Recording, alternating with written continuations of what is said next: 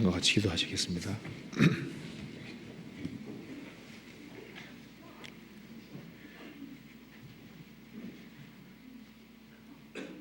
은혜와 사랑이 풍성하신 하나님 아버지, 마땅히 형벌받을 수밖에 없는 저희들을 십자가의 그 보배로운 피로 구속해 주시고 하나님 자녀로 삼아 주시고 소망을 가지고 생을 살 수 있게 해주신 것을 진심으로 감사드립니다. 여기에 주님의 피로 구속함을 얻은 식구들이 한자리에 같이 모였습니다. 주님께서 이 자리에 함께 해주시고 우리의 마음과 생각을 열어주옵소서. 오늘 이 말씀을 통해서 마음속에 있는 여러 가지 의문들을 제해주시고 주님 안에서 믿음으로 살아가는 것이 무엇인지를 더욱 깊이 깨달아 알 수 있도록 도와주시고 우리의 발걸음에 실족함이 없도록 도와주시며 담대하게 주님의 영광과 복음을 위해 살 수 있도록 도와주옵소서. 저희들은 주님 앞에서 한없이 연약하고 어리석고 무지합니다. 주님께서 은혜를 내려주시지 아니하시면 저희들은 이 세상에서 힘있게 살 수 없습니다. 주님께서 항상 우리에게 함께 해주시고 은혜와 사랑을 내려주옵소서. 오늘 이 시간 주님의 거룩한 손에 의탁드립니다. 주님께서 함께 해주시고 우리에게 필요한 말씀을 허락해 주옵소서.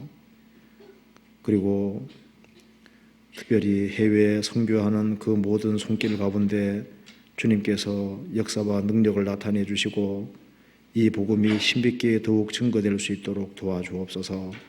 오늘 모든 시중 함께 해주시기를 간절히 의지하오며 주 예수 그리스도 이름 받들어 기도하옵나이다. 아멘. 성경 이사야 40장 찾으시겠습니다. 이사야 40장입니다. 40장 27절입니다.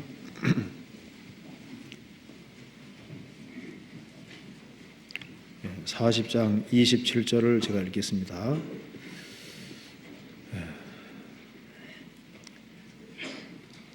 야곱아, 내가 어찌하여 말하며 이스라엘아, 내가 어찌하여 이르기를 내 사정은 여호와께 숨겨졌으며 원통한 것은 내 하나님에게서 수리하심을 받지 못한다느냐. 너는 알지 못하였느냐, 듣지 못하였느냐. 영원하신 하나님 여호와 땅끝까지 창조하신 자는 피곤치 아니하시며 곤비치 아니하시며 명철이 한이 없어지며 피곤한 자에게는 능력을 주시며 무능한 자에게는 힘을 더하시나니 소년이라도 피곤하며 곤비하며 장정이라도 넘어지며 자빠지되 오직 여호와를 앙망하는 자는 새 힘을 얻으리니 독수리의 날개치며 올라가면 같을 것이요 다른 박질하여도 곤비치 아니하겠고 걸어가도 피곤치 아니하리로다. 31절을 같이 읽어보겠습니다. 오직 여호와를 앙망하는 자는 새 힘을 얻으리니 독수리의 날개치며 올라감 같을 것이요 다른 박질하여도 곤비치 아니하겠고 걸어가도 피곤치 아니하리로다. 거기까지입니다. 오늘은 이사야 40장 31절에 오직 여호와를 앙망하는 자는 새 힘을 얻으리니, 이 말씀을 본문으로 말씀을 드려보도록 하겠습니다. 먼저 이 이사야 40장의 배경을 잠깐 먼저 말씀을 드려보겠습니다. 이사야 40장은 40장, 41장, 42장 이렇게 뒤로 쭉 연결되어 있는 내용입니다. 여기에 40장 27절에 보면 이런 말씀이 나와 있죠. 야곱아, 내가 어찌하여 말하며 이스라엘아, 내가 어찌하여 이르기를 내 사정은 여호와께 숨겨졌으며 원통한 것은 내 하나님에게서 수리하심을 받지 못한다느냐. 여기 야곱아 이스라엘아, 지금 이스라엘에 지금 말하고 있습니다. 지금 이사야 선지자는 이스라엘 민족이 하나님께 불순종한 죄로 이 바벨론이라는 나라에 70년 동안 포로 잡혀가서 얼마나 비참한 처지에 처할지를 미리 알고 하시는 말씀입니다. 그래서 여기서 이스라엘 민족이 70년 동안 바벨론 포로 생활하면서 내 사정은 하나님이 모르실 거다. 바벨론에서 70년 포로 생활했으니까 지렁이같이 낮아졌습니다. 그래서 너무나도 원통한 것이 많이 있는데 이 원통한 것을 하나님이 고치지 못할 것이다 하는 이런 말을 하는 사람들이 많이 있었습니다. 그런데 하나님께서 이스라엘 민족을 이 바벨론 포로에서 하나님께서 해방시켜 주신다는 것을 지금 말하고 있습니다. 그렇게 말하면서 또 이중적으로 또 그리스도와 관련해서 또 이야기를 하고 있는 겁니다. 이 본문 속에 핵심 구절은 오직 여호와를 앙망하는 자, 그 사람에게 주어질 축복이 여기에 자세히 기록이 되어 있습니다. 그래서 내 사정, 내 원통한 것은 이제 1차적으로는 이스라엘이 바벨론 70년 동안 포로 생활하는 그 고통을 간단하게 표현을 했습니다. 그래서 우리가 일제 36년 동안 고통받을 때 얼마나 서러운 것이 많았습니까? 이스라엘 백성들은 저 이국 멀리 이제 붙잡혀 가서 70년 동안 고통받았기 때문에 내 사정을 하나님이 정말 아실까? 내 원통한 것을 하나님이 정말 고칠 수 있을까? 이런 탄식을 했던 겁니다. 그런데 이 바벨론 포로 생활 중에서도 소망을 가진 사람들이 있었습니다. 그래서 스가랴서에 보면은 소망을 품었던 갇힌 자들아 그런 말씀도 있습니다. 그래서 하나님께서 70년 포로 생활 이후에 이스라엘 민족을 회복시켜 준다는 약속의 말씀이 있기 때문에 그 약속의 말씀을 바라고 하나님을 앙망하는 사람들이 있었던 겁니다. 결국은 페르시아 왕이 등장하면서 페르시아의 고레스 왕이 등장하면서 이스라엘 민족은 70년 바벨론 포로에서 해방이 됐던 겁니다. 그 얘기를 하면서 또다시 40장을 쭉 읽어보면은 예수님 얘기를 또 동시에 하고 있는 겁니다. 세상에서 가장 원통한 것이 뭘까요? 세상에 가장 슬프고 원통한 것이 뭘까요? 세상에는 지옥 가는 것보다 더 원통한 것은 없을 겁니다. 세상에 구덩이 중에서 지옥보다 더 깊은 구덩이는 없는 겁니다. 이스라엘이 70년 바벨론 포로 생활하는 그 포로 생활을 가리켜서 물 없는 웅덩이라 그랬거든요. 그런데 이 지옥의 웅덩이보다는 깊지를 못합니다. 지옥의 운명에 떨어질 인생, 이거보다 더 큰 불행은 없는 거예요. 이스라엘이 바벨론에 불순종한 그 죄 때문에 70년 포로 잡혀갔습니다. 아담에르로 인간은 타락해서 죄 가운데 떨어지게 된 거예요. 그런데 이 원통하고 참 비통한 이 고통 속에서 그래도 소망을 품는 사람들이 있는 겁니다. 그래서 이사야 40장에 예수 그리스도께서 오셔서 인간의 죄를 구속하실 것이 또 동시에 기록이 되어 있는 겁니다. 그러니까 이제 이사야 40장은 70년 얘기를 하면서 70년 바벨론 포로 잡혀갔다가 돌아오는 걸 얘기를 하면서 예수님으로 말미암아 구원될 것을 이중으로 지금 말하고 있는 겁니다. 그래서 오늘 이사야 40장을 중심으로 몇 가지를 한번 생각해 보겠습니다. 제일 먼저 이 40장을 읽어보면은 우리가 어떻게 구원받는지가 기록이 되어 있습니다. 그래서 우리가 어떻게 구원을 받느냐, 이사야 40장 9절 끝에 보면은 너희 하나님을 보라 그 말씀이 있습니다. 성육신 하시는 바로 그리스도를 보라, 너희 하나님을 보라. 우리가 구원받을 때도 그리스도를 보는 것을 통해서 구원받습니다. 땅끝의 모든 백성아 나를 앙망하라, 그리하면 구원을 얻으리라. 그래서 여기에 구원을 받는 방법이 기록이 되어 있고, 그 다음에 구원받은 이후에 알아야 될 사실들이 또 기록이 되어 있습니다. 구원받은 이후에 기본적으로 알아야 될 사실을 두 가지 말하고 있는데요. 10절에 보면은 보라, 주 여호와께서 장차 강한 자로 임하실 것이요 친히 그 팔로 다스리실 것이라. 보라, 상급이 그에게 있고 보응이 그 앞에 있으며. 그러니까 재림하시는 주를 반드시 봐야 된다는 겁니다. 상급을 가시고 오시는 주를 봐야 된다는 겁니다. 그리고 재림하시는 주를 보는 동시에 또 뭘 봐야 되냐 하면은 이 교회 안에 역사하시는 주님을 또 봐야 된다는 겁니다. 11절에 그는 목자같이 양 무리를 먹이시며 어린 양을 그 팔로 품에 모아 품에 안으시며 젖먹이는 암컷들을 온순히 인도하시리로다. 그래서 양떼를 돌보시고 어린 양들을 품에 안고 계신 바로 그리스도, 그리고 젖먹이는 암컷이라는 것은 일꾼들입니다. 일꾼들을 온순히 인도하시는 그 모습을 꼭 봐야 된다는 겁니다.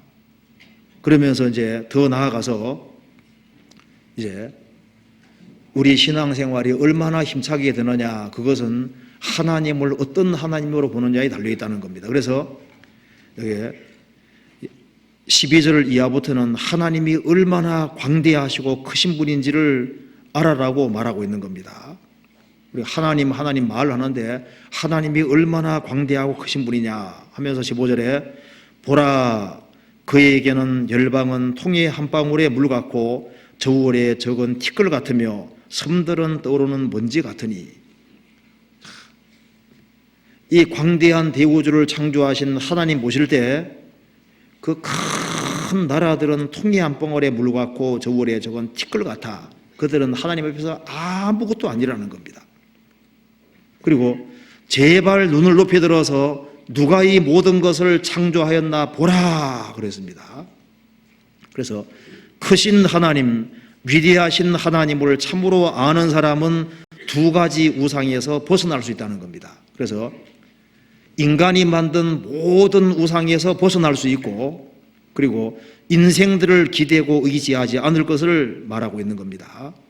그러면서 27절에서는 인간의 모든 문제는 하나님을 쳐다보지 않는 데서 문제가 생긴다는 겁니다. 그러면서 27절 이하에서는 구원을 받고 믿음으로 걸어간다는 게 도대체 어떤 것이냐, 생을 살아가면서 구원을 받은 사람도 원통한 일, 그리고 속사정 것들이 있는데 그것 때문에 정말 좌절할 거냐, 아니면은 여호와를 앙망함으로써 새로운 힘을 얻을 것이냐, 그러니까 어떻게 살아가는 것이 믿음으로 살아가는 것이냐 하는 그 길을 여기에서 밝혀주고 있는 겁니다. 그리고 환경이야 어찌하든 간에 여호와를 앙망하는 사람에게 주시는 축복이 무엇인지를 여기에 말하고 있고, 그래서 여호와를 참으로 앙망하는 사람, 그 사람은 궁극적으로 그 영광스러운 엄청난 하나님을 실제로 뵙게 될 겁니다. 그래서 여기에 보라는 말씀들이 많이 기록이 되어 있는데요, 오늘 이것을 순서적으로 한번 간단하게 생각을 좀 해보겠습니다. 자, 먼저 본문 통해서 여기에 구원을 어떻게 받느냐 하는 구원의 방법이 여기에 기록이 되어 있습니다. 40장 1절부터 쭉 이렇게 보면은 우리 어떻게 구원을 받느냐, 보는 것을 통해서 구원을 받는 겁니다. 이게 이제 보라는 말이 제일 많이 나와 있는 장이 바로 이사야 40장입니다. 우리가 뭘 보아야 될까요? 40장 그 2절에 보면은 이제 죄 문제가 거론이 되어 있습니다. 사람이 구원을 받기 위해서는 자신이 그 죄수라는 것을 알아야 된다. 죄수. 그래서 2절에 보면은 너희는 정다이 예루살렘에 말하며 그것에게 외쳐고하라. 그 복역의 때가 끝났고 그 죄악의 사함을 입었느니라. 그 모든 죄를 인하여 여호와의 손에서 배나 받았느니라 할지니라.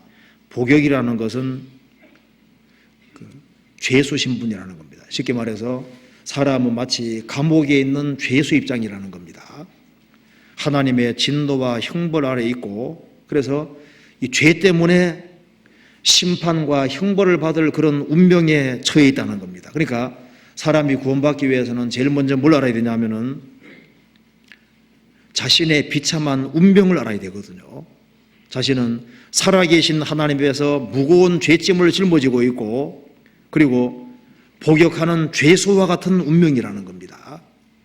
그걸 말하고 있고, 그 다음 3절에 보면은 이제 세례 요한 얘기가 나옵니다. 그러면서 하나님의 대로를 평탄케 하라, 그게 회개하라는 말씀입니다. 하나님께서 너에게 쉽게 나오도록 그 대로를 평탄케 하라, 하나님이 쉽게 들어올 수 있도록 참으로 회개하고 돌이키라는 뜻입니다. 그래서 자신이 죄인 운명이라는 걸 깨닫고 참으로 회개하고 돌이키는 사람, 그 사람에게 구원의 축복이 주어지게 되는 겁니다. 그러니까 이게 인간의 죄인됨, 그리고 세례 요한을 통해서 회개해야 될 것을 말씀하셨고, 그 다음에 참으로 구원받기 위해서 인생이 얼마나 연약한 존재인지를 알아야 된다는 겁니다. 그래서 모든 육체는 풀이요, 그 모든 아름다움은 들에 꼭 같아. 인생은 잠깐 있다가 사라지는 풀과 같은 거예요. 인생은 너무나도 쉽게 사라지는 인생입니다. 그리고 인생의 모든 영광도 잠깐 피었다가 사라지는 꽃과 같다는 겁니다. 그래서 성경에 말씀하기를 인생은 참으로 풀과 같다는 겁니다.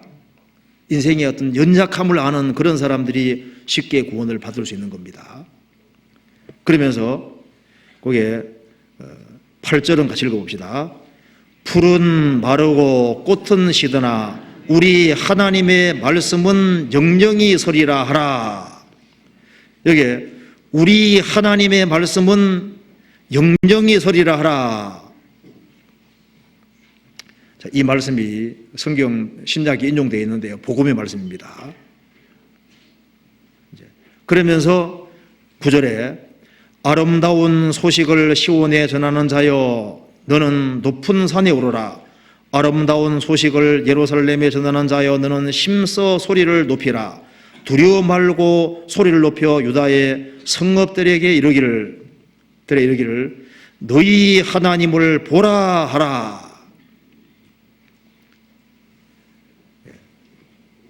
우리가 이 순서를 통해서 복음을 깨우치게 되는 겁니다.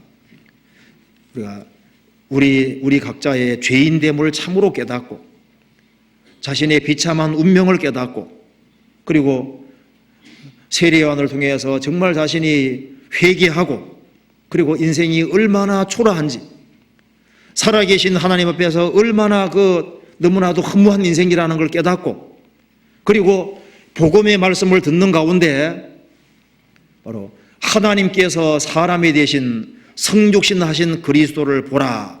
너희 하나님을 보라.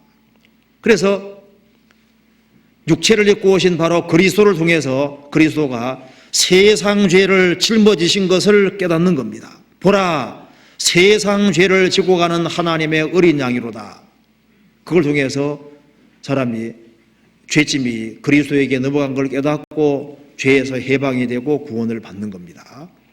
그래서 너희 하나님을 보라. 성경 한번 찾아봅시다. 요한복음 1장 보시겠습니다.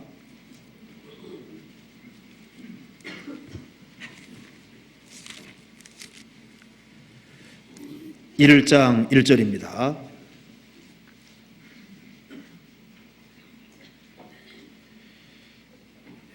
태초에 말씀이 계시니라. 이 말씀이 하나님과 함께 계셨으니 이 말씀은 곧 하나님이시니라. 이 말씀은 곧 하나님이시니라. 말씀이 육신이 되어 우리 가운데 거하심에 우리가 그 영광을 보니 아버지의 독생자의 영광이요 은혜와 진리가 충만하더라. 너희 하나님을 보라. 예수님이 누굽니까?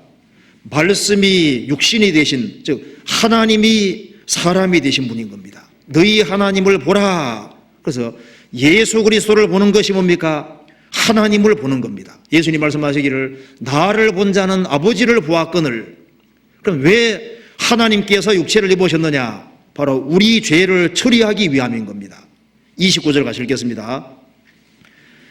이튿날 요한이 예수께서 자기에게 나아오심을 보고 가로되 보라, 세상 죄를 지고 가는 하나님의 어린 양이로다. 자신의 비참한 운명을 깨닫고 그리고 눈을 들어서 그리스도를 볼 때 성육신 하신 바로 너희 하나님을 보라 볼 때 예수님이 세상 죄를 짊어지었고 그 세상 죄를 짊어질 때 우리 각자의 죄도 짊어진 것을 확실히 깨닫게 되는 겁니다. 그래서 믿는 것은 곧 그리스도를 보는 겁니다. 우리가 보는 걸 통해서 구원을 받았습니다. 그렇죠. 구원받은 이후에도 우리가 초림하시는 주를 봤습니다. 그럼 우리가 또 봐야 될 것이 또 있는 겁니다. 십자가에 죽으시고 부활하시는 그리스도를 믿음의 눈으로 봤습니다. 그 다음에 이제 이 이사야 사역장은 우리에게 더 나아가서 기본적으로 또 두 가지를 보라고 권하고 있습니다. 성경 이사야 40장 봅시다. 이사야 40장 10절.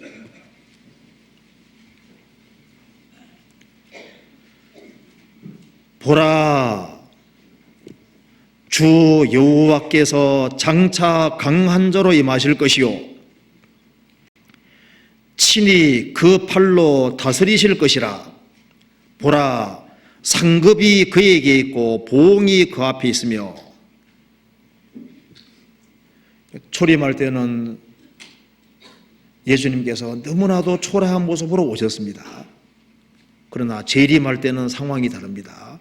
보라, 주 여호와께서 장차 강한 자로 임하실 것이요 친히 그 팔로 다스리실 것이라. 정복자로 오시는 겁니다. 보라, 주의를 계속 환기시키고 있죠. 보라, 상급이 그에게 있고 보응이 그 앞에 있으며. 이 말씀이 우리 시대에 딱 맞는 말씀입니다. 우리는 다시 오시는 주님을 보는 특별한 시대에 살고 있습니다. 1900년 그 당시의 사람은 지금 우리가 보는 것을 전혀 보지 못했습니다. 그들도 동일하게 성경 가수에 있었지만은 이스라엘 민족이 회복되는 것을 보지 못했습니다. 그런데 우리는 봤잖아요. 이스라엘이 예루살렘을 차지하게 될 거라고 하는 것은 1900년 그 당시에는 상상도 안 되는데 이스라엘은 예루살렘 되찾고 예루살렘이 지금 수도가 되어 있습니다. 1900년 그 당시에 러시아가 이란 대동하고 이스라엘을 친다 하면 이해가 되겠습니까? 그 이해가 되질 않죠. 우리는 확실히 이해되잖아요. 그리고 전 세계 사람의 오른손 이마에 표를 받게 될 것이다. 그것이 1900년 사람은 도대체 무슨 말인지를 알 수가 없는데 우리 시대는 다 이해가 됩니다. 1900년 그 당시의 사람에게 너무나도 어려웠던 성경 내용이 우리에게는 너무나도 아주 상식적이고 쉬운 얘기가 된 겁니다. 그러면 초대교회 당시에는 마지막 징조를 보지도 못했는데도 불구하고 그랬음에도 불구하고 그리스도의 재림을 계속 갈망했지 않습니까? 1800년대 1900년 그 당시에 크리스찬들도 주님의 재림을 학수고대하고 기다렸습니다. 우리는 과거 사람들은 그런 우리가 보는 징조가 없어도 자나깨나 주님이 오시기를 바라고 살았는데 우리 시대는 마지막 징조를 다 보는 시대임에도 불구하고 주님의 재림을 바라보지를 않지 않습니까? 그렇잖아요. 여기 말씀하기를 보라, 주 여호와께서 장차 강한 자리에 마실 것이요 친히 그 팔로 다스리실 것이라. 보라, 상급이 그에게 있고 보응이 그 앞에 있으며. 초림하시는 주님께서는 구원을 가지고 오셨습니다. 이제 재림하시는 주님은 상급과 보응을 가지고 오시는 거예요. 주님 반드시 재림하십니다. 사람은 약속을 어겨도 주님은 약속을 반드시 지키십니다. 중국에서 있었다고 하는데요. 한 10살 먹은 그 어린 아이가 어머니 아버지가 일찍 돌아가셨기 때문에 이제 구걸 생활을 하고 있는 겁니다. 그런데 한 신사가 차 몰고 이렇게 지나가다 보니까 초라하게 생긴 한 애가 있는데 너무 불쌍해 보이는 거예요. 그래서 야, 너 부모님 계시니 물으니까 부모님 다 돌아가셨고 고아라는 겁니다. 그래서 나는 자식이 없는데 너 내 아들 될래? 하니까 나는 아버지 어머니 없으니까 아들 되면 좋지요. 그래? 그럼 내가 급한 일이 있어서 잠깐 다녀올 테니까 여기 꼭 기다리고 있어라. 그러니까 네 한 거예요. 그런데 밤이 돼도 안 오네요. 동네 사람들이 지나가면서 말합니다. 너 속지 말아라. 그 사람 괜히 한 얘기다. 아니에요. 분명히 저와 약속했어요. 그러면서 밤이 깊도록까지 계속 시키고 있는 거예요. 그래서 일이 급해가지고 다 처리하고 허겁지겁 와보니까 기다리고 있는 거예요. 당장 그 양자를 삼았습니다. 그렇죠? 세상에는 세상 사람은 약속을 어겨도 하나님은 약속을 안 어기십니다. 그렇잖아요. 주님이 재림하신다는 약속은 반드시 이루어집니다. 공중재림도 있고 지상재림도 있습니다. 성경 요한계시록 1장 보시겠습니다.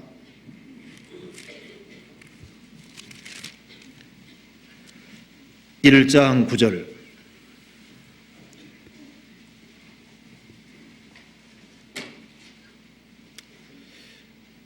(1장 9절) 볼지어다, 또 주의를 한계시키고 있습니다. 볼지어다, 구름을 타고 오시리라.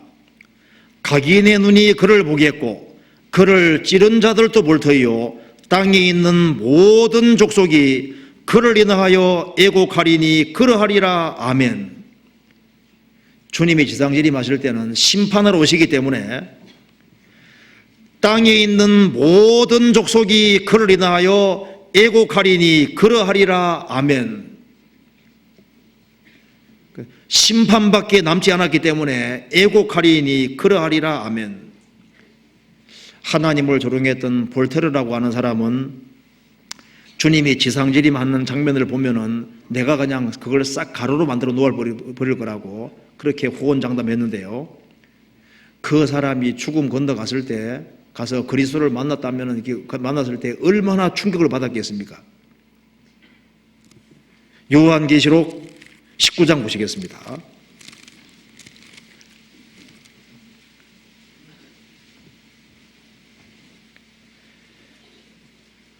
11절입니다. 또 내가 하늘이 열린 것을 보니 보라, 백마와 탄자가 있으니 그 이름은 충신과 진실이라. 그가 공의로 심판하며 싸우더라. 사도 요한이 봤습니다. 보라, 내가 하늘이 열린 것을 보니 보라, 백마와 탄자가 있으니 그 이름은 충신과 진실이라. 주님께서 실제로 하늘에서 지구상에 심판하러 오시는 겁니다. 그래서 재림하시는 주님을 믿음의 눈으로 보고 살아라고 말씀하고 있는 겁니다. 주님은 오신다는 겁니다. 그런데 그분이 어떻게 오시느냐? 상급과 보응이 그 손에 있다 그랬죠. 주님 오시면은 구원받지 아니한 사람에게는 무서운 심판이 있고 구원받은 모든 사람에게는 상급이 있습니다. 그러니까 특별히 구원받은 사람은 주님 손에 상급을 가져온다는 그것을 보라고 미기라고 있는 겁니다. 요한계시록 22장 12절입니다. 12절 13절을 같이 읽겠습니다. 보라, 내가 속히 오리니 내가 줄 상이 내게 있어 각 사람에게 그의 일한 대로 갚아주리라. 나는 알파와 오메가요, 처음과 나중이요, 시작과 끝이라. 예수님 말씀하셨습니다. 보라, 내가 속히 오리니 내가 줄 상이 내게 있어 각 사람에게 그의 일한 대로 갚아주리라. 구약 성경에 길르앗 사람 바르실레가 다윗이 어려울 때 공개한 적이 있습니다. 다윗이 왕위에 오르고 난 이후에 아주 후한 상 내린 것이 사무엘하 19장에 나오지 않습니까? 다윗은 예수님의 그림자입니다. 다윗이 어려울 때 다윗을 공개한 그것에 대해서 다윗이 크고 후한 상을 드렸습니다. 성경 에스더에서 보면은 아하수엘 왕은 왕의 풍부함을 따라서 상 줬다는 말씀이 있습니다. 왕의 풍부함을 따라 상 주셨다. 그런데 여기 보면은 우리 주님은 나는 알파와 오메가요. 알파는 헬라 말의 첫 글자인 겁니다. 오메가 마지막 글자. 내가 누군 줄 아느냐? 성경 처음부터 것을 읽어보면은 내가 누군 줄 안다는 겁니다. 나는 알파와 오메가요. 성경에 기록되어 있는 바로 그분이 주시는 상이라는 겁니다.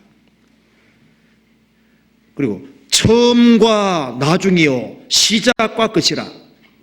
이 우주의 시작이고 끝이 되시는 바로 그분, 역사의 시작이 되고 끝이 되는 그분, 우리 인생의 시작이고 우리 인생의 과정이고 우리 인생의 끝이 되신 바로 그분이 주시는 상이라는 겁니다. 그분이 상을 가지고 오시는데 그 상을 보라고 얘기했습니다. 어떤 사람 생각합니다. 그까지 그 상 안 받아도 되지. 자, 그까지 그 구원이라 봅시다. 구원 잃는 것은 일생에서 가장 큰 손실이지 않습니까? 이 상이 중요한 것이 아니면은 성경에 기록을 하지 않습니다. 이 상이 얼마나 중요하고 놀라운 것이면은 성경 곳곳에 계속 상을 얘기하고 있겠습니까?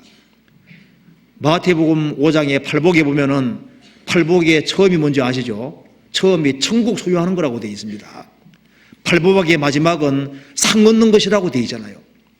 인생에서 진짜 복이 무엇이냐?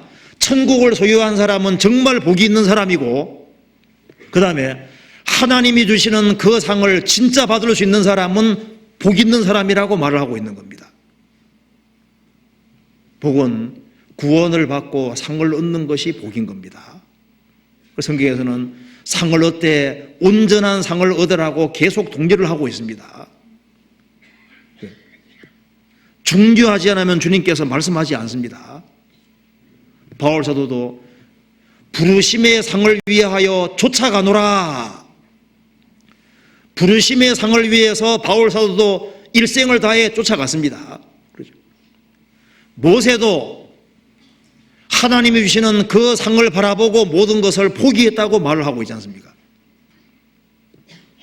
구원받은 그날부터 주님 앞에 갈 때까지 우리 일상의 모든 생활 자체가 다 상과 연결된다고 성경은 말하고 있습니다.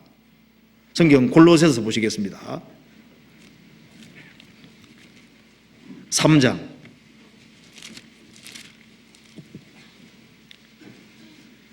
18절입니다.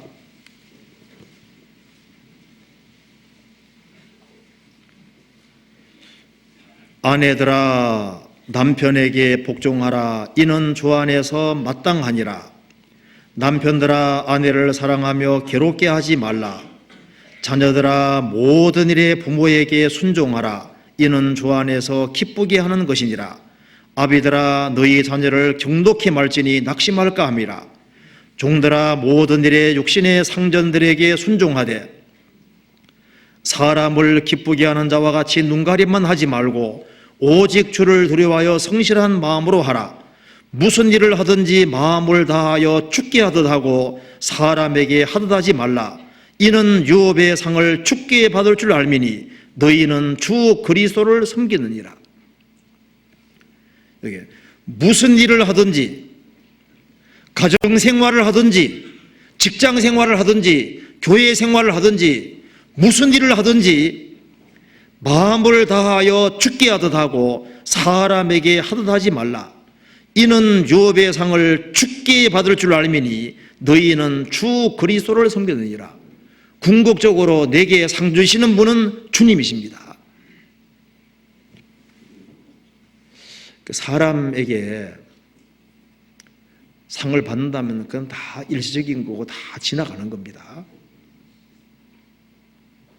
사람에게 잘 보이려고 할 것이 아니라, 물론 사람 앞에서도 바르게 살아야 되지만요, 주님 앞에 잘 보이려고 생각을 해야 됩니다. 그렇죠? 우리가 영원히 볼 분은 주님이십니다. 그렇죠? 이 세상도 정욕도 다 지나가고, 우리 세상에서는 잠깐 보고, 성도들이야 영원히 보겠지만은 끝까지 그리스도를 등지는 사람은 결국은 잠깐 보고 결국은 보지 않게 될 사람들인 겁니다. 그렇죠? 우리가 영원히 보게 될 성도들에게도 잘해야 된다면은, 그러면은 주님 앞에 섰을 때 주님과는 영원히 같이 살아야 되는 것이 사실이잖아요. 그렇잖아요. 가만히 생각해 보세요. 내가 영원히 주님과 함께 영원히 사는 것이 그 사실이라면은 누구를 기쁘시게 하고 누구에게 잘 보여야 되느냐? 성경 말씀하기를 무슨 일을 하든지 마음을 다하여 주께 하듯 하고 사람에게 하듯 하지 말라. 이는 유업의 상을 주께 받을 줄 알미니 너희는 주 그리스도를 섬기느니라. 주님이 상을 가지고 있습니다. 그러니까 초림하신 주님을 봤다면은, 성육신하신 그리스도를 통해서 구원을 확실히 받았다면은, 그러면은 다시 오시는 주님을 보고 주님이 상급을 가지고 온다는 사실을 보라는 겁니다. 그리고 궁극적으로 내게 상 주시는 분은 궁극적으로는 주님이시기 때문에 주님 중심으로 삶을 살아야 될 것을 분명히 말하고 있는 겁니다. 그러면서 또 한 가지 얘기를 하는 것은, 재림하시는 주님을 보는 동시에 뭘 봐야 되느냐? 교회 안에 역사하시는 주님을 보라고 우리를 초청하고 있는 겁니다. 성경 이사야 40장 보시겠습니다.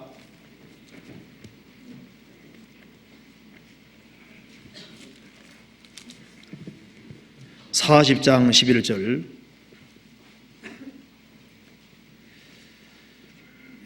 그는 목자같이 양무리를 먹이시며 어린 양을 그 팔로 모아 품에 안으시며 젖먹이는 암컷들을 온순히 인도하시리로다.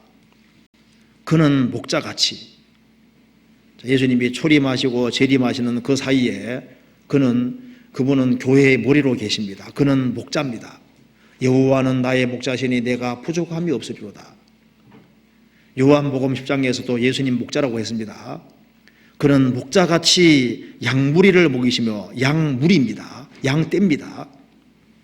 어떤 사람, 아이고 나는 교회도 필요 없고 내 단독으로 주님 잘 섬기고 나는 신앙생활 잘해요. 그게 틀린 얘기입니다. 그 사람이 전도하다가 그냥 감옥에 붙잡혀 가서 꼼짝하지 못할 때는 홀로 서기 해야 될 거 아니에요. 복음 전하다가 감옥에 붙잡힌 것도 아니고, 뿔전 교회가 있는데 연결 안 되고 혼자 단독으로 신앙생활 잘할 수 있겠습니까? 그게 착각이고 교만인 겁니다. 주님은 양떼로 무리로 인도해 가십니다. 그는 목자같이 양무리를 먹이시며, 양무리를 먹이시는 거예요. 이번에 러시아 갔을 때 러시아 모스크바 집회하고 블라디카프카스에 집회하고 잠깐 시간이 있어서 카프카스 산에 한번 가봐야 된다고 해서, 코카서스 산이잖아요. 코카서스 산. 거기 한번 잠깐 가는 길에 양떼 3,500마리. 진짜 장관이었습니다. 산에서 양떼를 키우다가 추워지니까 이제 집으로 데려오는 길에 도로를 완전 점령한 거예요. 3,500마리 그 사이를 뚫고 가는데, 정말 신났습니다. 그거 보면서 3,500마리인데 그 생각 보니까 욥의 양은 몇 마리인 줄 아시죠? 7,000마리. 욥은 정말 부자이다는 생각이 실감 나더라고요. 그리고 이제 또 갔다 올 때도 계속 가고 있더라고요. 그래서 두 번 통과했습니다. 그런데 보니까 양떼, 참 무리로 인도하시는 것이 맞아요. 목자같이 양무리를 먹이시며 어린 양을 그 팔로 모아 품에 안으시며, 어린 양을 주님은 어린 양에 관심이 많으십니다. 특별히 각 구원받은 사람들, 연약한 사람들, 그런 사람을 어린 양을 팔로 모아 품에 안으시며 그러죠. 구원받은 한 사람 한 사람 어떻게 하고 계십니까? 주님이 팔로 안고 가고 계신 거예요. 신명기 1장에도 출애굽한 이스라엘 백성들을 안고 간다고 하셨거든요. 구원받은 한 사람 한 사람을 주님께서 안고 가고 계십니다. 구원받은 사람 잘 믿음의 눈으로 잘 보면요, 주님께서 안고 계십니다.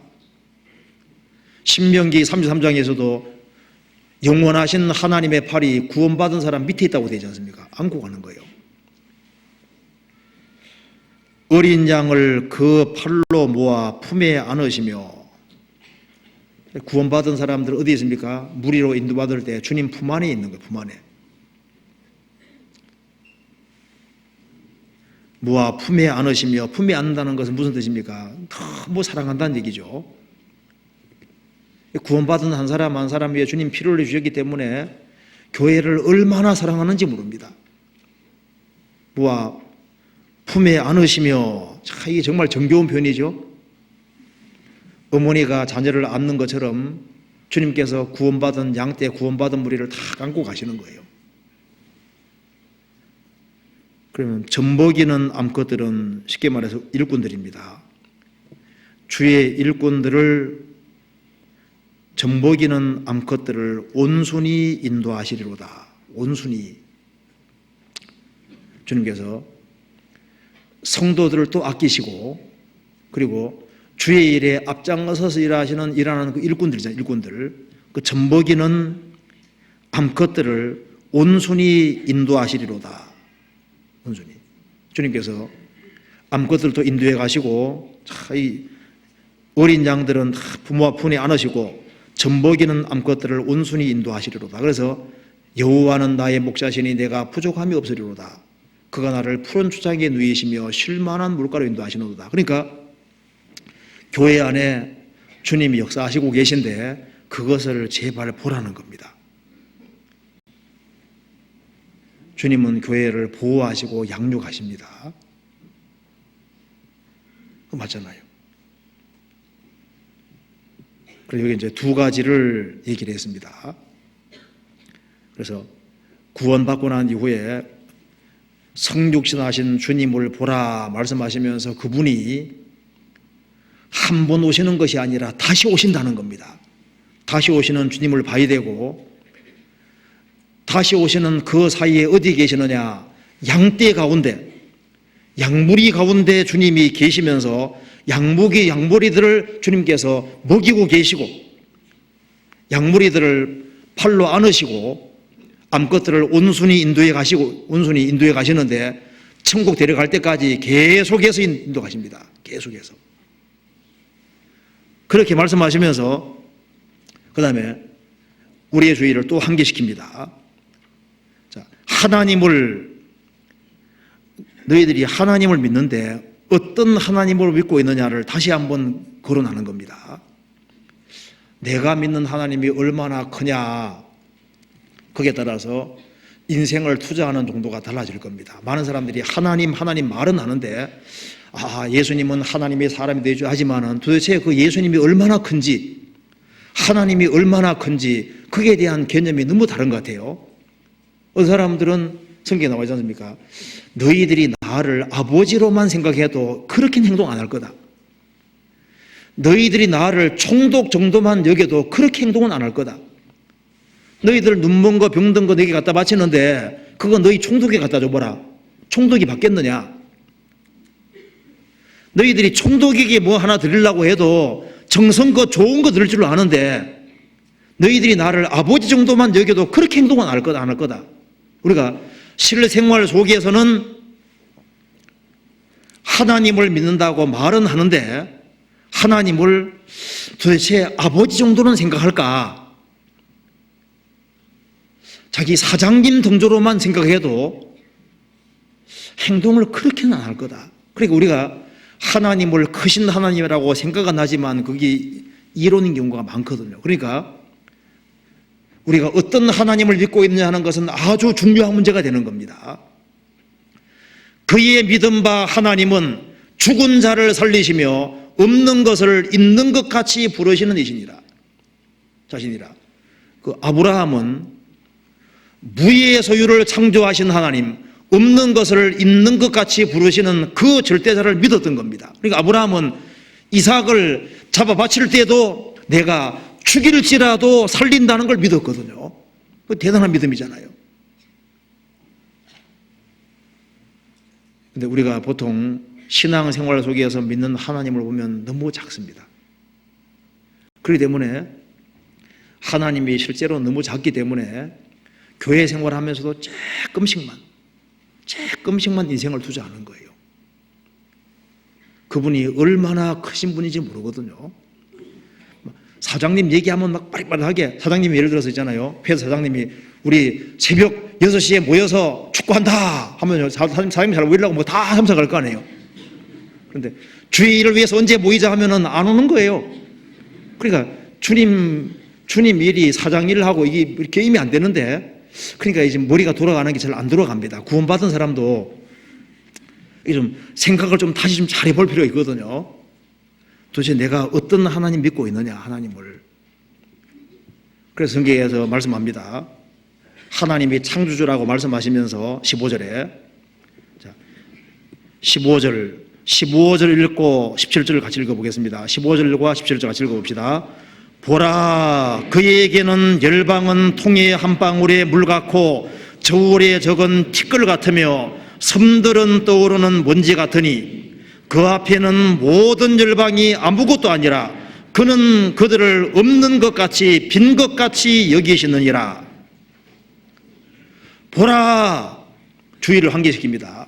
보라, 천지를 창조하신 하나님에게는 열방은 통이 한 방울의 물 같고, 그러니까 나라 수가 261개라면 주님 보실 때 물방울 261개밖에 안 된다 그 말입니다.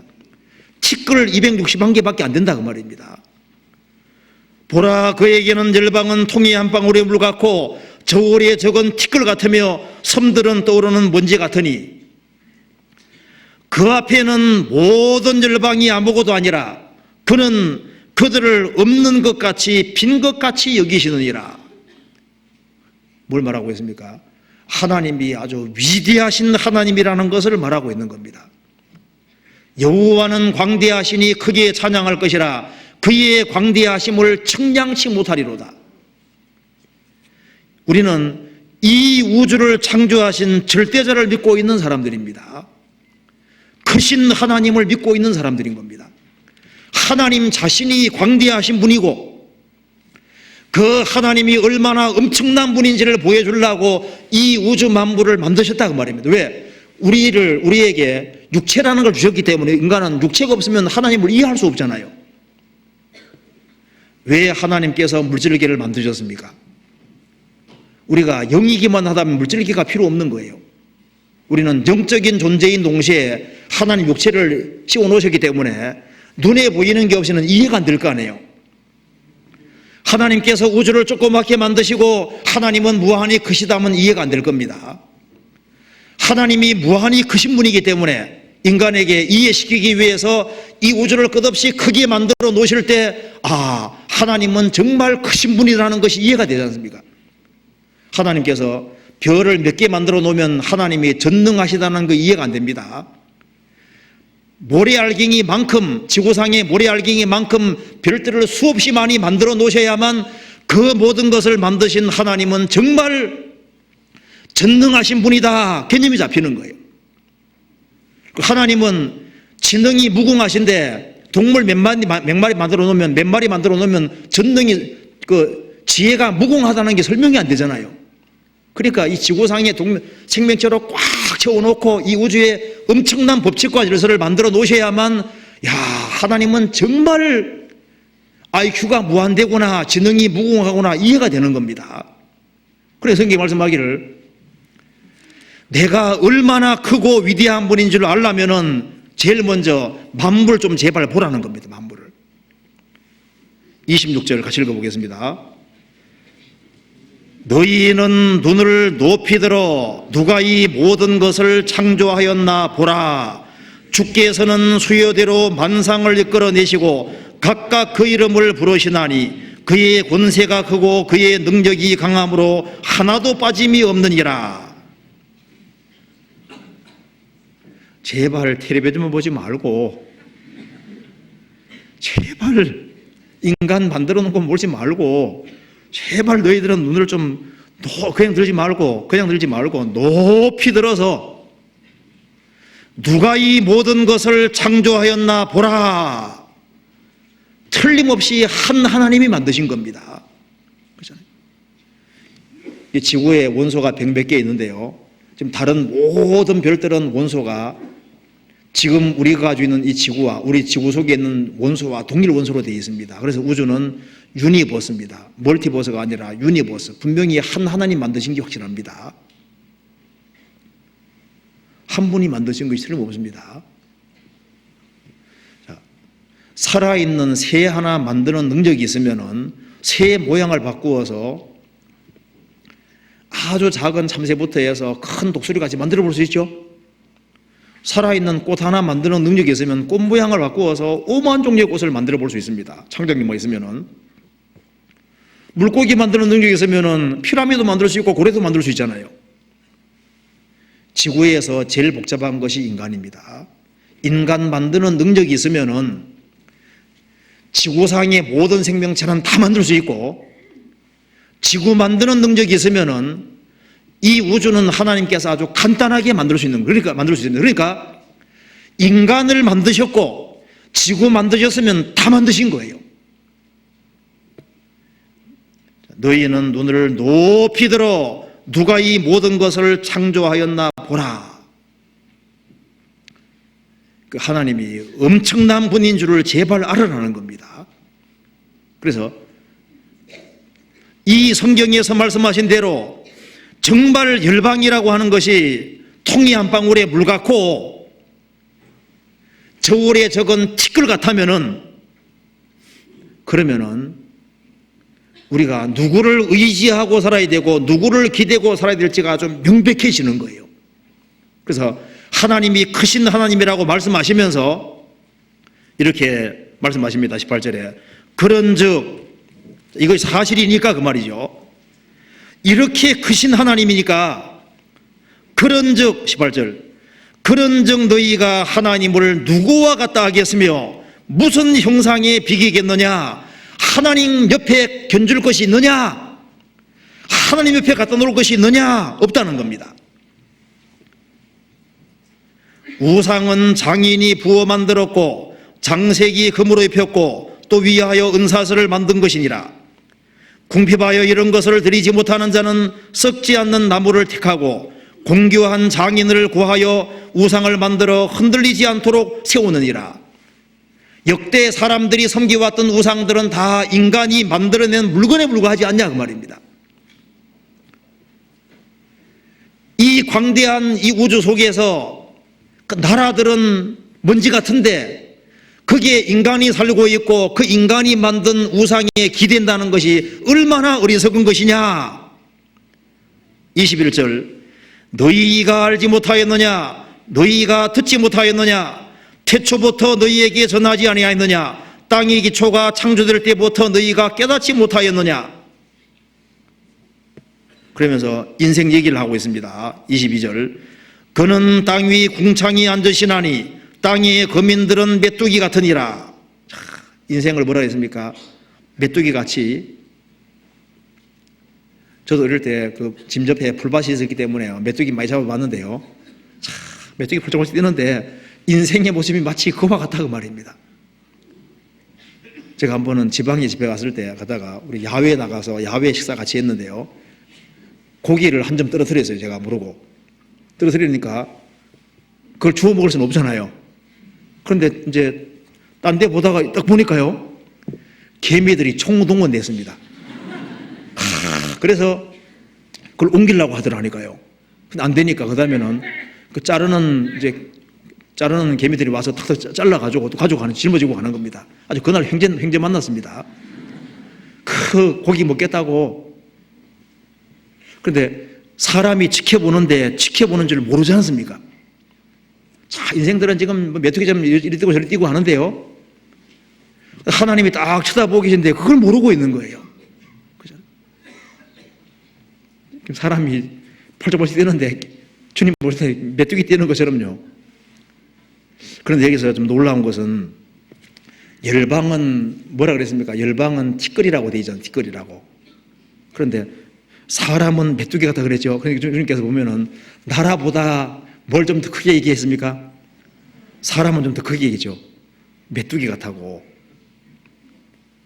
그리고 24절에 보면은 23절에 귀인들을 피하시며 세상의 사사들을 어때이 하시나니 그들은 겨우 심기웠고 겨우 뿌리웠고 그 줄기가 겨우 땅에 뿌리 박자 곧 하나님의 부심을 받고 말라 회리바람에 불려가는 초계 같도다.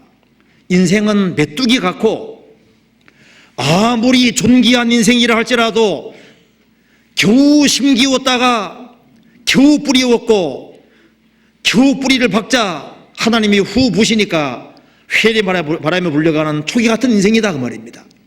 그러니 인생도 이렇게 잠깐 있다가 사라지는 인생인데 너희들이 우상을 기대해야 되겠느냐 인생일을 기대해야 되겠느냐. 우상도 기대지 말고 인생도 기대해서는 안 된다는 걸 말하고 있습니다. 25절 거룩하신 자가 가라사대 그런즉 너희가 나를 누구에게 비하며 나로 그와 동등이 되게 하겠느냐 하시니라. 그렇죠. 사람은 썩을 인생입니다. 그렇죠. 사람에게 너무 기대는 것은 그건 어리석은 겁니다. 자녀가 부모에게 기대보지만 부모도 죽음이 찾아와서 갑자기 죽을 수도 있습니다. 그렇죠. 자녀를 키우지만 자녀도 갑작스럽게 주님 데려갈 수도 있는 거고 이 세상에 있는 모든 것은 잠깐 있다가 없어지는 거예요. 무엇 하나 진정으로 기댈 만한 것은 없다 그 말입니다.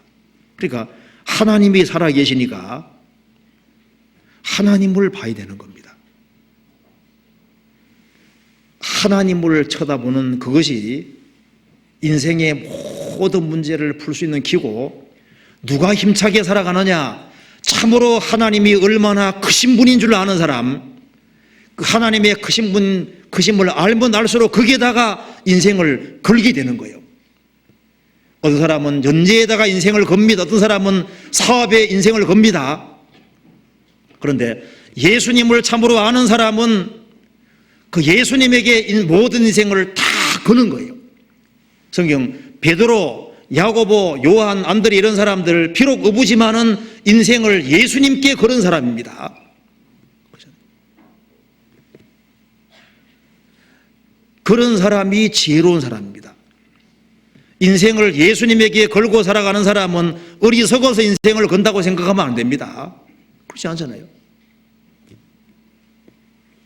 우리 시대는 정말 하나님을 안 쳐다보는 시대가 되었습니다. 인공불에 둘러싸여서 도대체 앞뒤 좌우는 다 보는데 위를 안 쳐다보는 거예요.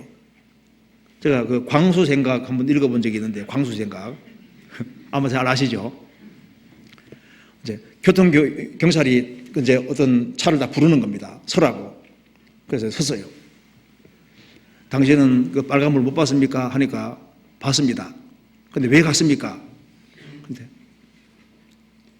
경찰관님을 못 봤거든요. 그러니까 빨간불도 보고 다 보고 샹 다 지나갔는데 뭐가 안 보였습니까? 교통결정관이 안 보인 거예요. 그 사람들이 좌우는 다 보거든요. 그런데 위를 안 쳐다보는 거예요.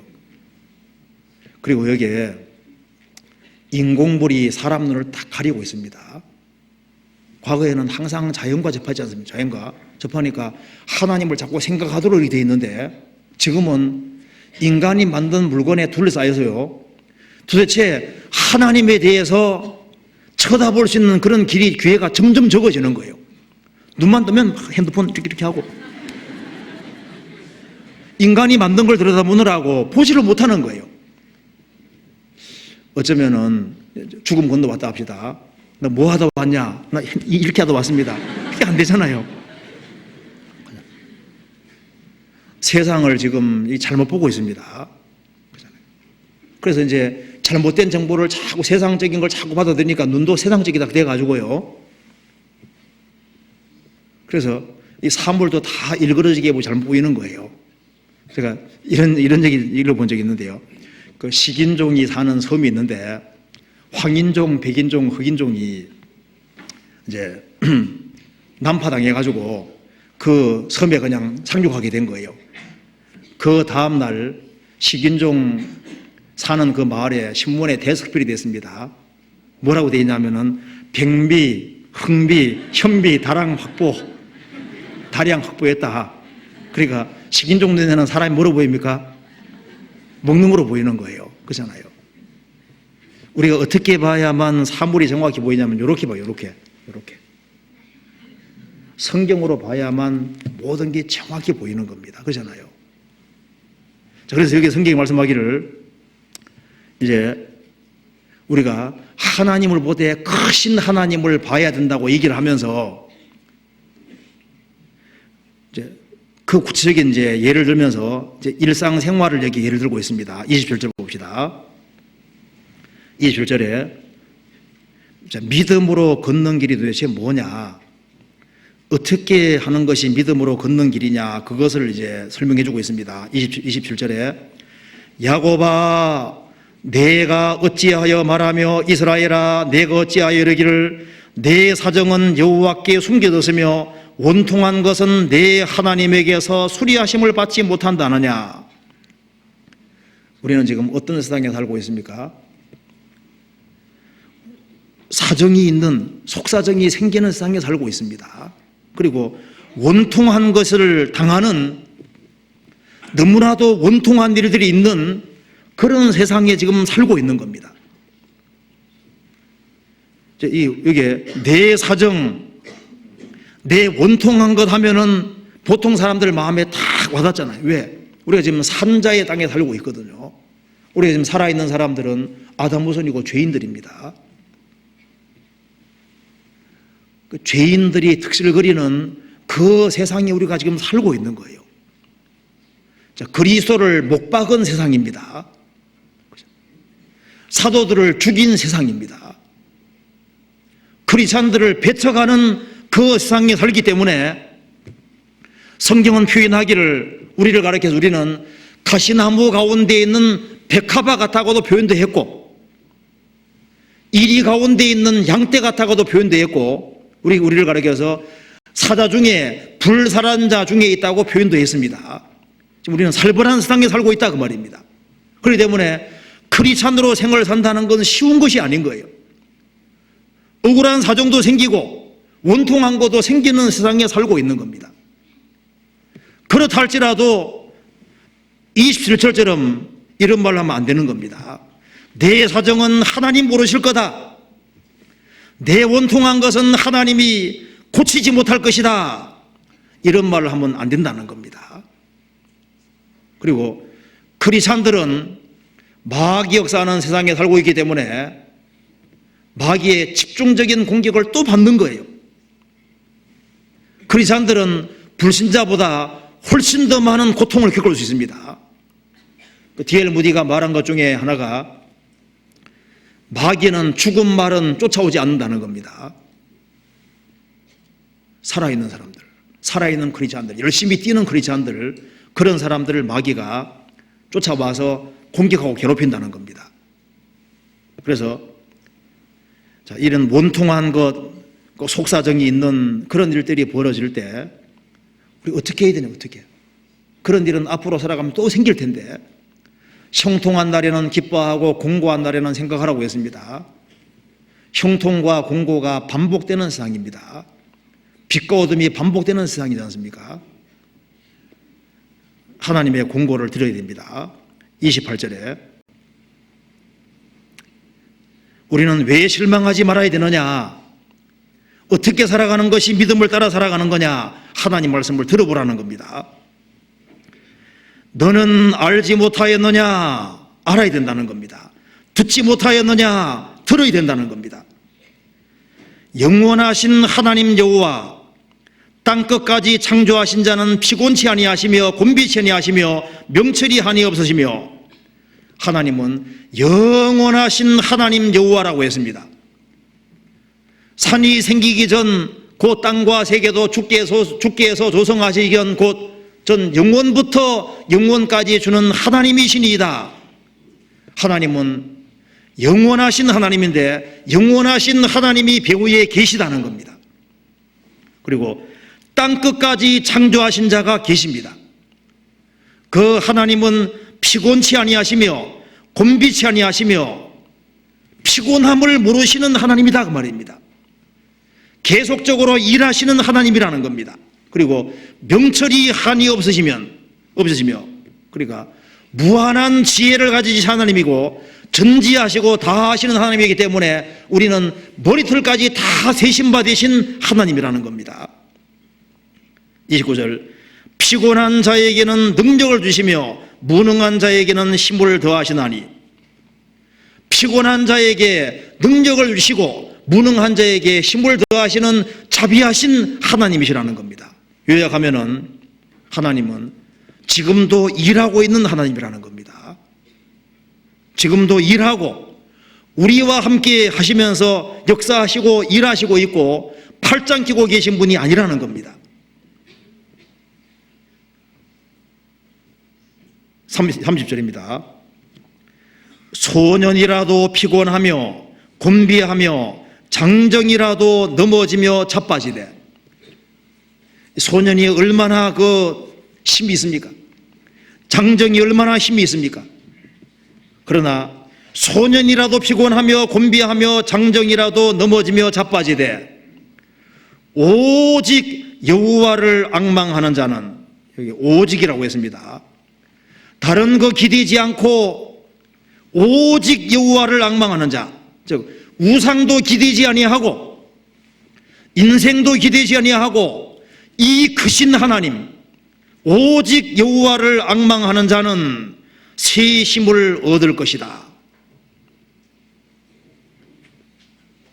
환경보다 더 중요한 것이 오직 여호와를 앙망하는 이것이 인생에서 중요하다고 말하고 있습니다. 앙망이라는 것은 위를 눈을 더 하나님 쳐다보는 거죠. 우르를 앙자입니다. 앙망, 우르러 보는 겁니다. 오직 여호와를 앙망하는 자는 새 힘을 얻을 것이다. 성경을 찾아봅시다. 시편 25편입니다. 1절.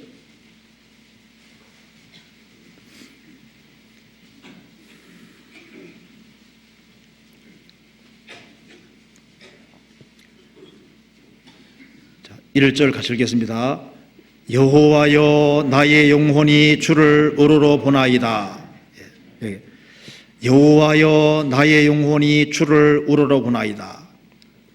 자, 너무나도 억울한 일을 당하고 그런 사정이 있을 때 마음을 차분히 다 가라앉히고 여호와여 나의 영혼이 주를 우러러 보나이다. 5절. 주의 진리로 나를 지도하시고 교훈하소서. 주는 내 구원의 하나님이시니 내가 종리를 주를 바라나이다.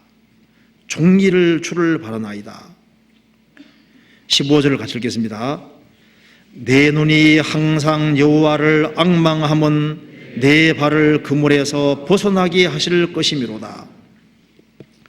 내 눈이 항상 여호와를 앙망함은, 이게 시편 55편도 하나님을 우러러보고 종리를 주를 바라고 내 눈이 항상 여호와를 앙망한다고 했습니다. 오직 여호와를 앙망하는 자는 새 힘을 얻을 것이다. 하나님은 전지하시기 때문에 누가 하나님을 앙망하고 하나님의 도움을 바라는지를 아십니다. 하나님은 하늘에서 눈을 크게 뜨고 다 살피고 계십니다. 누가 앙망하는지를 보는 거예요.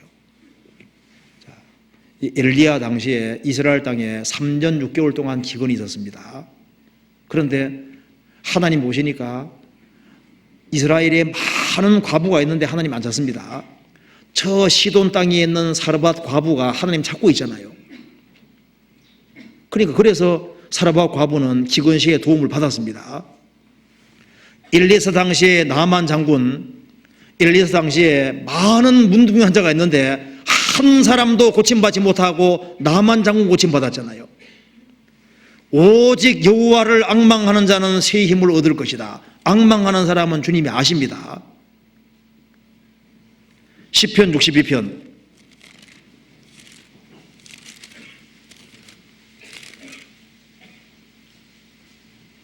1절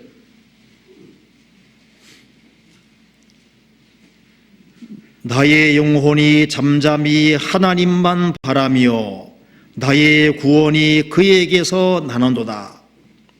5절 같이 읽겠습니다. 나의 영혼아 잠잠히 하나님만 바라라. 대저 나의 소망이 저로 쫓아 나는도다.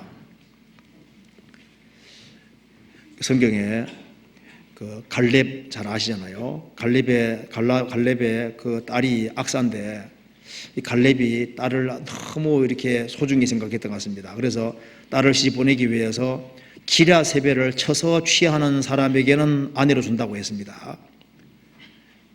왜 기랴세벨을 쳐서 취하라고 했을까요? 갈렙은 두 가지를 기본적으로 보기 원했습니다. 첫 번째는 기랴세벨을 쳐서 취한다는 것은 가나안 땅을 약속한 상태이기 때문에 쳐서 취하는 그건 믿음이 있어야 되거든요.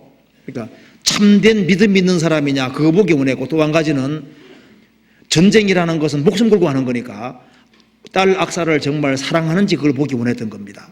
그러니까 갈렙은 믿음 있는 사람이기 때문에 뭐 인물 좋은 이런 걸 택하는 게 아니고요, 정말 악사를 사랑하느냐, 또 한 가지는 정말 하나님을 향한 믿음이 있느냐 그거 보기 원했습니다. 주님도 사람에게 보기를 원하는 것이 있습니다. 인생 살아가면서 정말 오직 여호와를 앙망하는, 하나님의 도우심을 정말 구하는 그런 것을 보기 원하는 겁니다.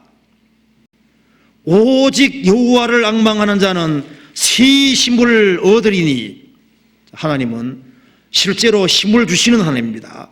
여호와를 앙망하는 자는 새 힘을 얻을 것이다. 하나님은 자기 백성에게 진짜 힘을 주시는 분이지 않습니까? 여기에 시편 29편 찾아봅시다. 29편 11절. 11절 같이 읽어보겠습니다. 여호와께서 자기 백성에게 힘을 주시며 여호와께서 자기 백성에게 평강의 복을 주시리로다. 오직 여호와를 앙망하는 자는 새 힘을 얻을 것이다. 하나님께서는 하나님 백성에게 힘을 주시는입니다. 그러면 구체적으로 어떤 힘을 주실까요?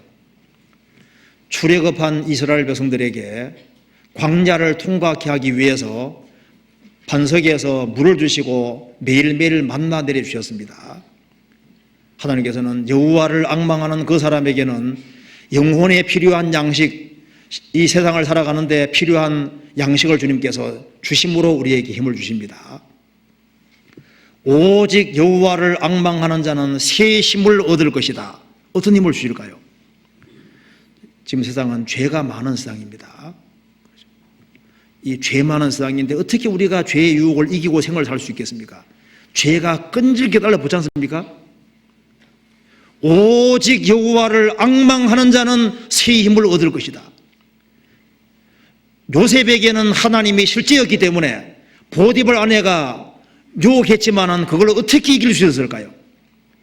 내가 어떻게 하나님께 득죄하리이까? 그는 하나님을 바라봤기 때문에 그 죄를 이길 수 있었습니다. 여호와를 앙망하는 사람은 주님께서 죄를 이길 수 있는 힘을 주시는 겁니다. 죄에서 구별되는 힘을 주십니다.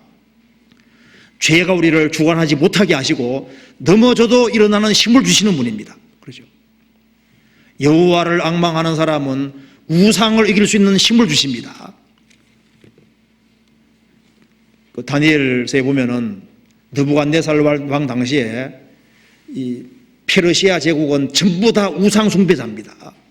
그런데 어떻게 사드랑 메삭 아벤노고는 우상에게 무릎 꿇지 않았을까요?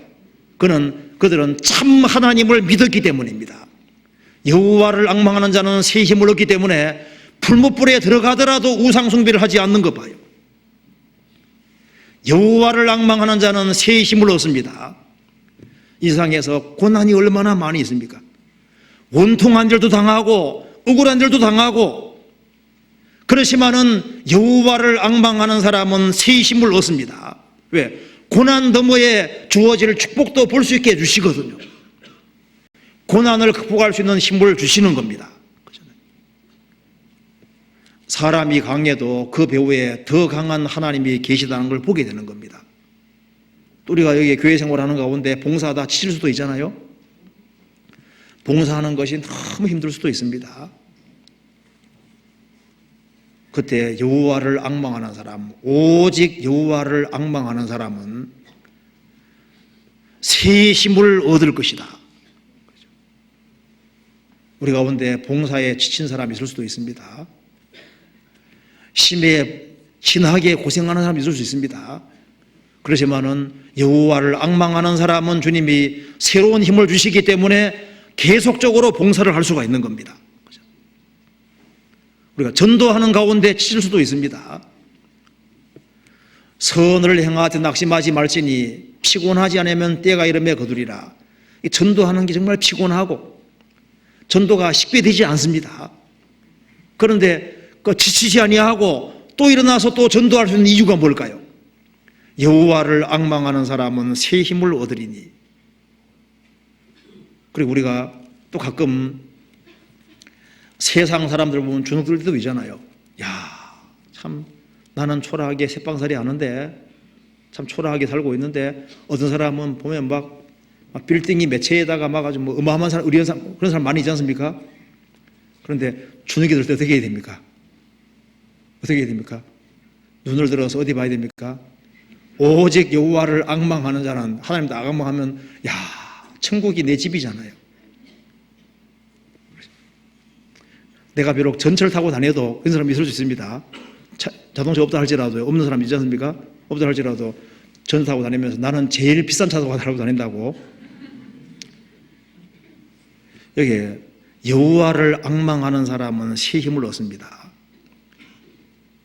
옛날 그 뉴질랜드가 영국의 식민지로 있었습니다.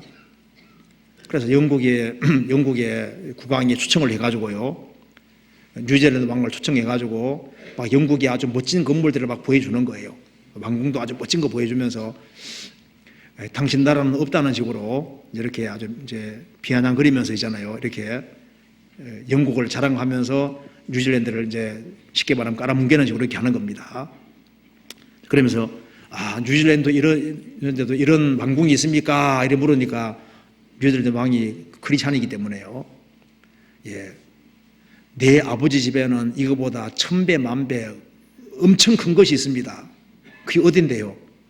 하나님이 우리 아버지고 천국이 저 위에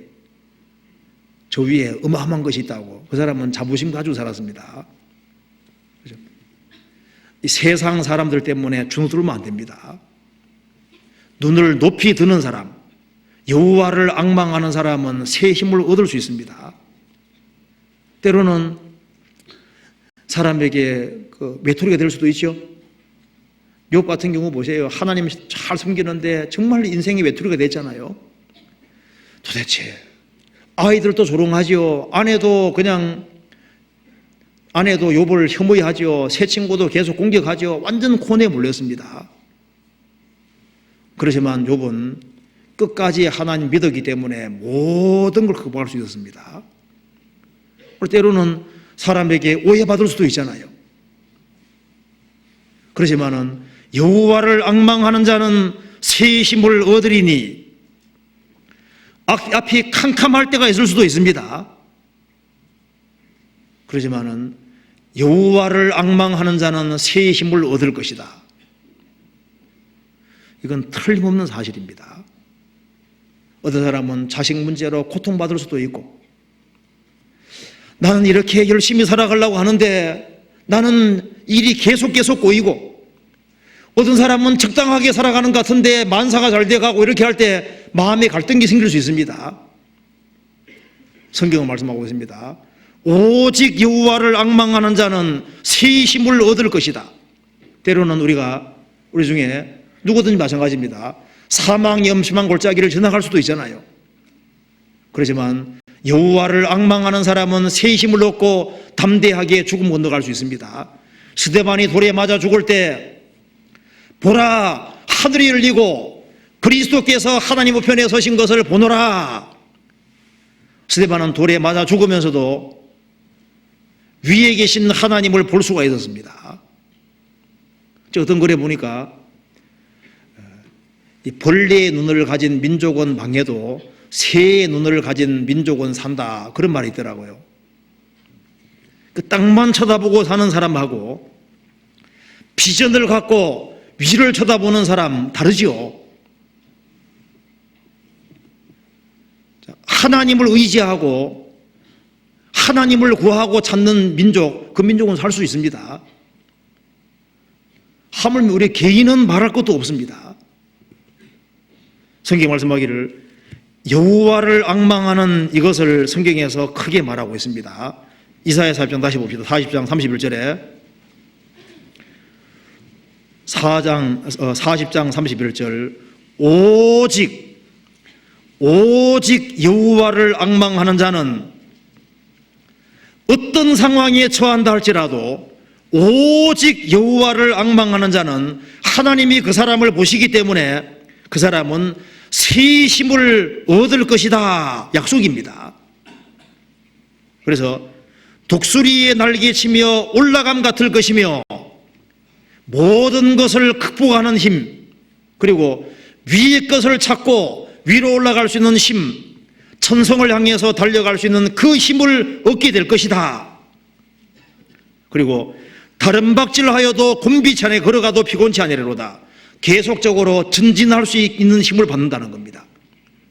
주님 오시는 그날까지 계속적으로 다른 박질을 하고 계속 걸어가고 끝까지 달려갈 수 있는 힘을 받을 수 있다는 겁니다.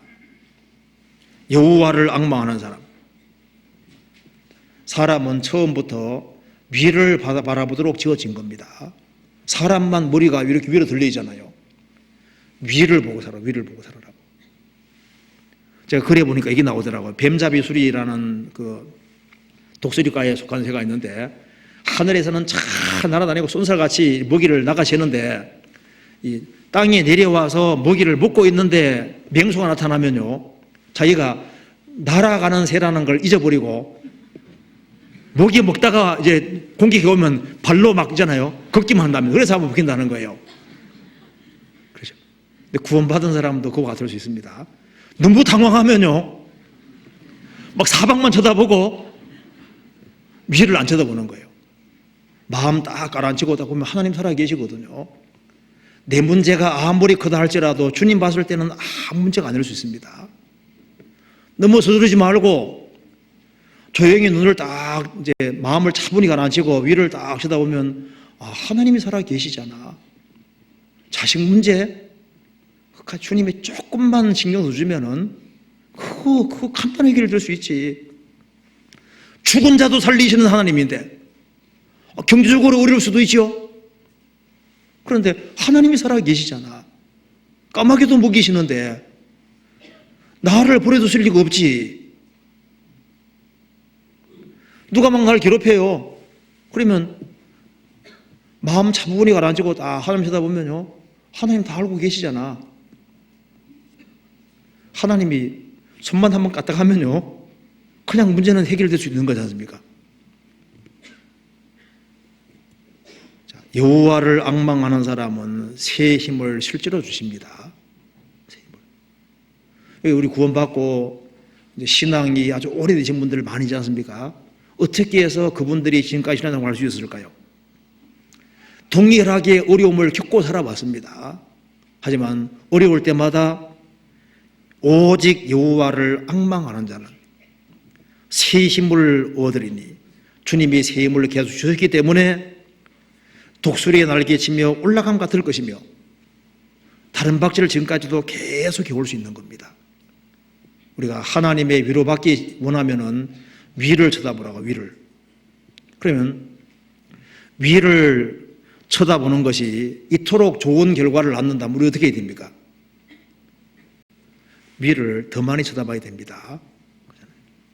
오직 여호와를 앙망하는 자는, 그러니까 마음과 생각이 하나님과 더 가까워질수록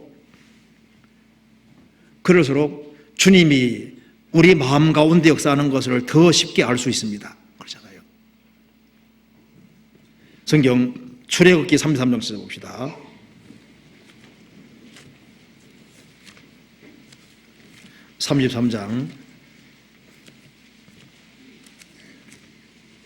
자, 이 주를 앙망하는 사람의 궁극이 어떻게 될까요? 여기에 출애굽기 33장 18절에 보시겠습니다.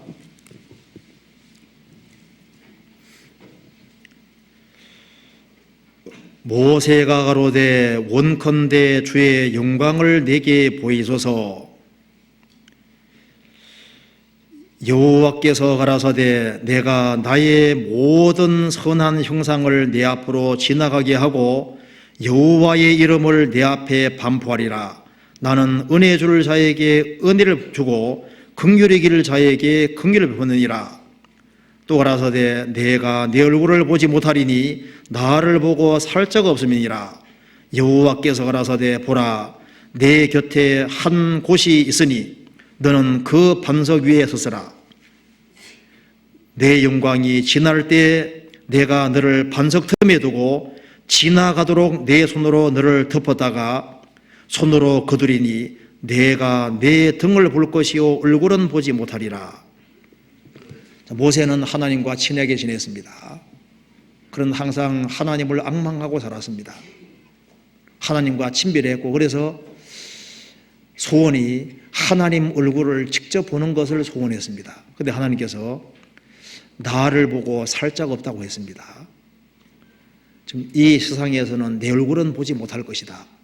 그러시면 주님께서 저 반석 위에 서라고 했습니다. 반석 위에 서면은 내가 손으로 너를 덮었다가 내가 싹 지나가는데 내 등은 볼 것이다.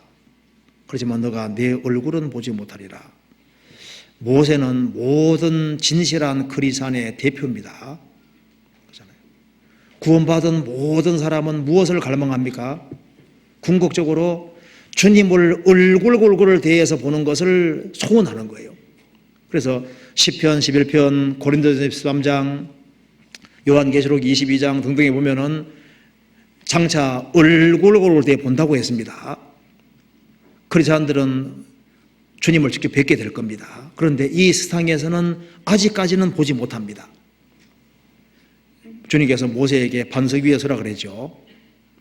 구원받은 사람도 만서만석 되신 주님의 위에 서 있습니다. 그런데 주님께서 이 반석 위에 내 교회 세운다 그랬죠. 이 구원받은 무리 가운데 주님께서 지나다니시는데요, 우리가 구원받을 때 주님 손이 딱 지나간 거예요. 그렇죠? 주님이 손길이 지나가는 겁니다. 주님이 구원받은 사람 중에 고통받는 사람이 있을 때 같이 모여서 같이 교제하는 가운데 주님이 함께 하시면서 두루 행하십니다. 하셔서 마음속에 있는 문제를 풀어주시는 거예요.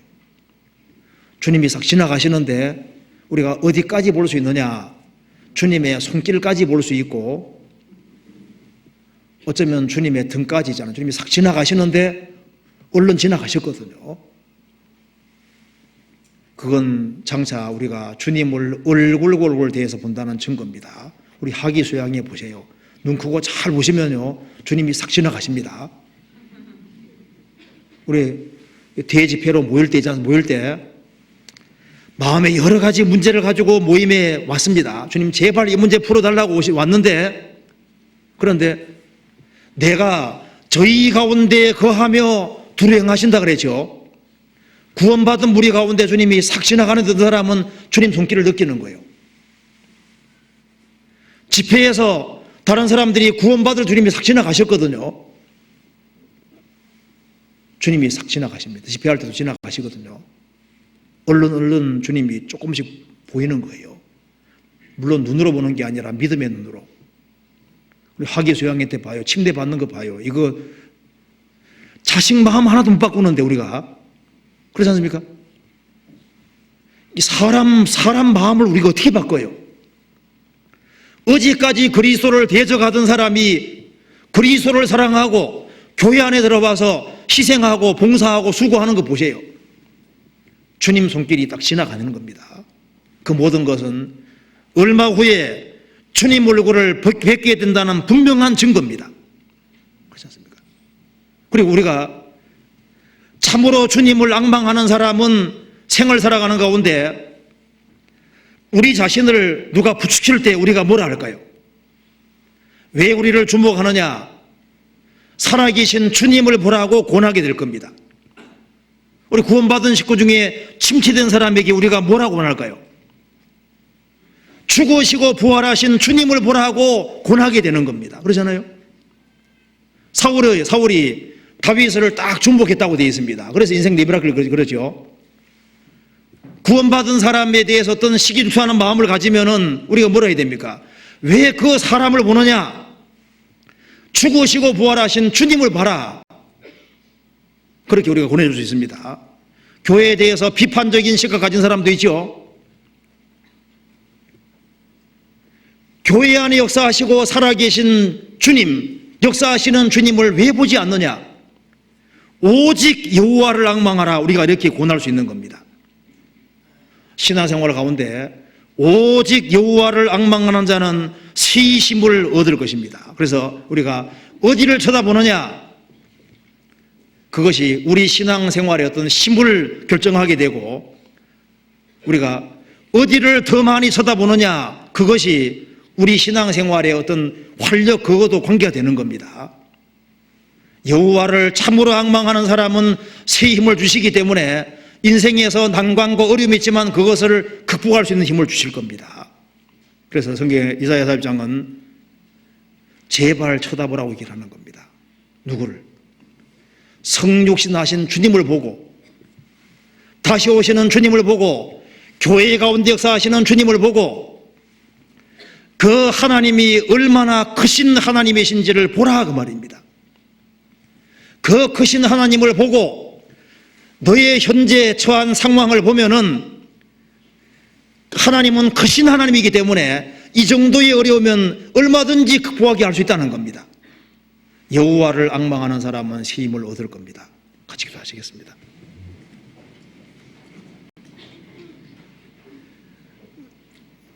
은혜와 사랑이 충만하신 하나님 아버지, 감사합니다. 저희들을 구원해 주신 그 은혜와 사랑을 무엇으로 보답할 수 있겠습니까?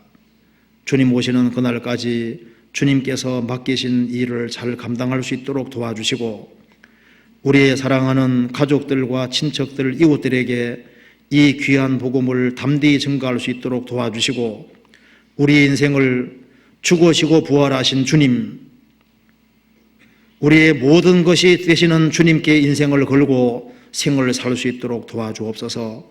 주님이 우리의 모든 것임을 우리로 하여금 더욱 알게 해주시고, 우리로 하여금 주님 안에서 주님 영광을 위해 살 수 있는 마음을 더욱 일으켜 주옵소서.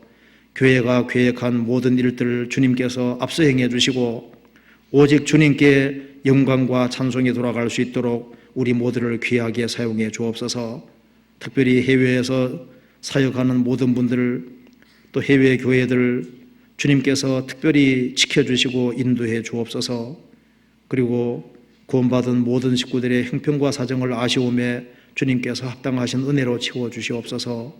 고마우신 우리 구주 예수 그리스도 이름 받들어 기도하옵나이다. 아멘. 찬송 같이 부르시겠습니다. 394장입니다.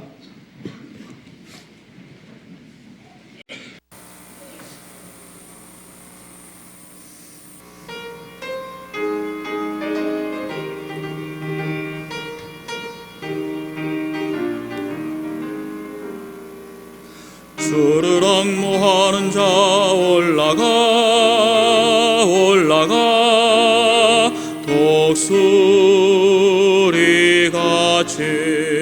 모든 싸움 이기고 근심 걱정 벗은 후 올라가 올라가 독수리같이 주 앙모하는 자 주 앙모하는 자 주 앙모하는 자 늘 강건하리라. 주를 앙모하는 자 걸어가 걸어가 고단치 않네. 길을 잃은 양떼를 도로 찾아다니며 걸어가 걸어가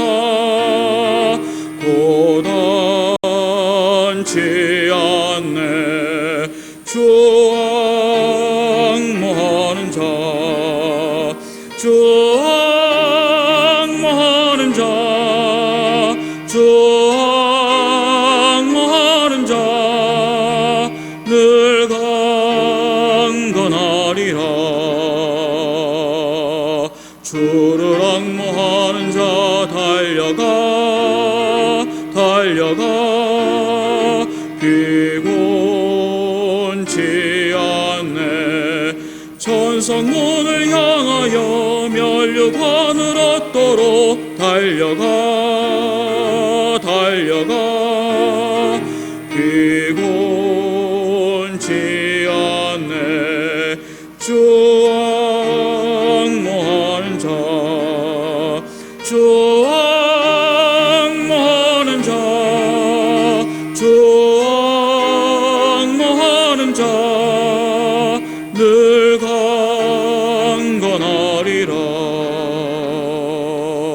주를 앙모하는 자 올라가 올라가 독수리같이 은혜 안에 뛰놀며 주의 영광 보리라. 올라가 올라가